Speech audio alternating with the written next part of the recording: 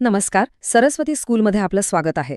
इंग्रजी व्याकरणामधला क्लॉजेस हा शब्द ऐकला की अनेकांना थोडंसं अवघड वाटतं, नाही का? पण स्पर्धा परीक्षांमध्ये यावर प्रश्न तर हमखास विचारले जातात. म्हणूनच आजच्या या विशेष भागात आपण हाच विषय एकदम सोपा करून शिकणार आहोत. बऱ्याचदा असं होतं की क्लॉजेस ओळखणं आणि त्याचे प्रकार ठरवणं हे एक कोडं सोडवण्यासारखं वाटतं. पण आता काळजी करायचं काहीच कारण नाही. आज आपण हे कोडं इतक्या सोप्या ट्रिक्सनी सोडवणार आहोत की परत कधीच यात अडचण येणार नाही. त्यामुळे चॅनलला सबस्क्राईब करायला विसरू नका. चला तर मग सुरुवात करूया. तर मग सगळ्यात आधी हे समजून घेऊया की क्लॉज म्हणजे नेमकं काय. असं समजा, जशी वीट ही इमारतीचा पाया असते, अगदी तसंच क्लॉज हे वाक्याचा पाया असतो. तो वाक्याचा एक सगळ्यात महत्त्वाचा मूलभूत घटक आहे. एकदम सोप्या भाषेत सांगायचं झालं तर क्लॉज म्हणजे शब्दांचा असा समूह ज्यामध्ये त्याचा स्वतःचा एक कर्ता म्हणजे सब्जेक्ट आणि एक क्रियापद म्हणजे प्रेडिकेट किंवा वर्ब असतं. बस इतकंच. एक सब्जेक्ट आणि एक वर्ब मिळून एक क्लॉज तयार होतो. आता क्लॉजचे मुख्यत्वे 2 प्रकार पडतात आणि हे 2 प्रकार जर नीट समजले तर समजा अर्धी लढाई आपण जिंकलीच. चला पाहूया ते 2 प्रकार कोणते आहेत. तर हे आहेत ते 2 प्रकार. पहिला आहे मेन क्लॉज, ज्याला आपण मुख्य उपवाक्य म्हणतो, आणि दुसरा आहे सबऑर्डिनेट क्लॉज, म्हणजे गौण किंवा अवलंबून असलेलं उपवाक्य. या दोन्हींमधला फरक समजला की सगळं व्याकरण एकदम सोपं वाटायला लागतं. मग या दोघांमध्ये नेमकं फरक काय आहे? तर बघा, मेन क्लॉज म्हणजे कुटुंबातल्या स्वतंत्र कमवत्या व्यक्तीसारखं. त्याचा स्वतःचा पूर्ण अर्थ असतो, तो कोणावरही अवलंबून नसतो. आणि सबऑर्डिनेट क्लॉज ते म्हणजे कुटुंबातल्या लहान मुलासारखं. त्याचा स्वतःचा पूर्ण अर्थ लागत नाही, त्याला अर्थपूर्ण होण्यासाठी नेहमी मेन क्लॉजवर अवलंबून राहावं लागतं. ठीक आहे, आता आपण या अवलंबून असणाऱ्या म्हणजेच सबऑर्डिनेट क्लॉजचे प्रकार पाहूया. त्यातला पहिला आणि महत्त्वाचा प्रकार आहे नाऊन क्लॉज. नावावरूनच अगदी स्पष्ट आहे, जे उपवाक्य वाक्यात एखाद्या नामाचं म्हणजे नाऊनचं काम करतं त्यालाच आपण नाऊन क्लॉज म्हणतो. हे नाऊन क्लॉज आहे ना, ते वाक्यातलं एक बहुरूपी पात्र आहे असं समजा. ते कधी क्रियापदाचा कर्ता म्हणून येतं, तर कधी कर्म म्हणून. एवढंच नाही, तर कधीकधी ते क्रियापदाला पूरक माहिती देण्याचं किंवा शब्दयोगी अव्ययाचं कर्म म्हणूनही काम करतं. चला एका उदाहरणातून हे अधिक चांगलं समजून घेऊया. हे वाक्य बघा. I think that he will come Monday. यात आय थिंक हे झालं मेन क्लॉज. आता थिंक या क्रियापदाला काय, व्हॉट ने प्रश्न विचारा. काय थिंक? उत्तर काय मिळतं? That he will come Monday.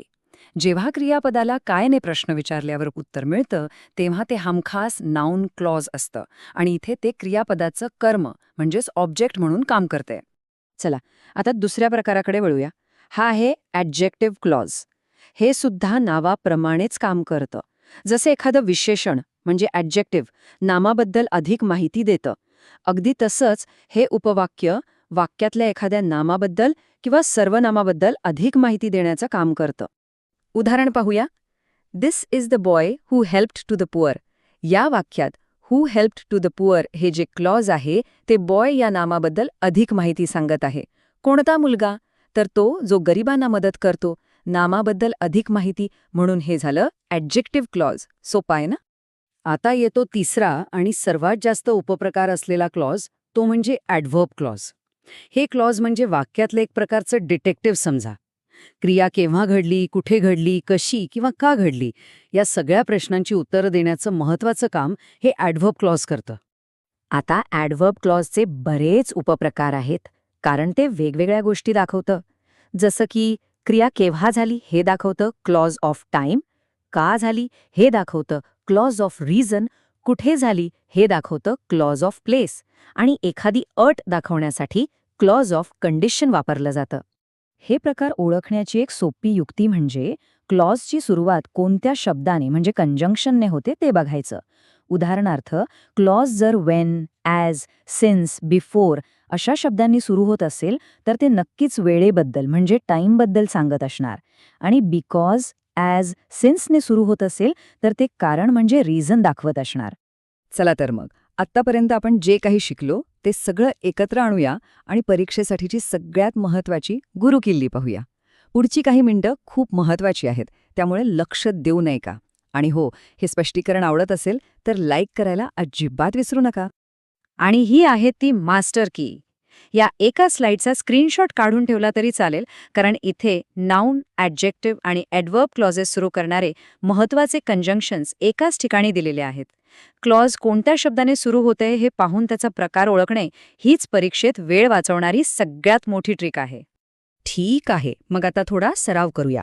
ह्या वाक्यातील सबऑर्डिनेट क्लॉज ओळखून दाखवा. He studied every day because he want success in his life. बरोबर ओळखलं. उत्तर आहे because he wants success in his life. आणि त्याचा प्रकार काय? Adverb clause of reason. कारण त्याने रोज अभ्यास का केला, या का म्हणजेच वायचं उत्तर हे क्लॉज देत आहे. छान. आता अजून एक प्रश्न. या वाक्यातील सबऑर्डिनेट क्लॉज ओळखा. This is the place where I was born. आणि याचं अचूक उत्तर आहे वेअर आय वॉज बॉर्न. हा ॲडजेक्टिव्ह क्लॉज आहे, कारण हे क्लॉज प्लेस या नामाबद्दल अधिक माहिती देत आहे. कोणती जागा? तर ती जिथे माझा जन्म झाला. आता सगळ्यांसाठी एक छोटासा गृहपाठ. ॲडवर्ब क्लॉज ऑफ रिझन वापरून एक छानसं वाक्य तयार करा आणि ते खाली कॉमेंटमध्ये नक्की लिहा. पाहूया बरं किती क्रिएटिव्ह वाक्य येतात ते. तर हे होतं क्लॉजेसबद्दलचं सविस्तर स्पष्टीकरण. आशा आहे की आता सगळ्या शंका दूर झाल्या असतील. जर हे स्पष्टीकरण खरंच आवडलं असेल तर नक्की लाईक करा आणि चॅनलला सबस्क्राईब करा. आता पुढच्या वेळी जेव्हा एखादं मोठं इंग्रजी वाक्य समोर येईल तेव्हा त्यात लपलेली ही छोटी छोटी उपवाक्य ओळखता येतील का? नक्की प्रयत्न करा. भेटूया पुढच्या भागात.